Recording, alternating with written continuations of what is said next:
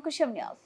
వచ్చే ఎన్నికలో నెల్లూరు పార్లమెంటు స్థానానికి పోటీ చేయుచున్న మన పార్టీ సీనియర్ నాయకులు విజయసాయిరెడ్డిని అత్యధిక మెజార్టీతో గెలిపించాలని ఆదరించాలని ముఖ్యమంత్రి వైఎస్ జగన్ పిలుపునిచ్చారు.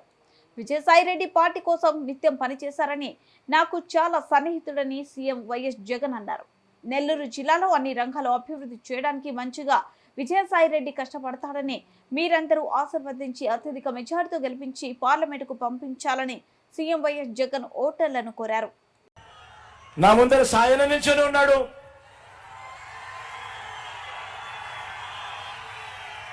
మన పార్టీ ఎంపీ అభ్యర్థిగా తాను నిల్చోబోతా ఉన్నాడు.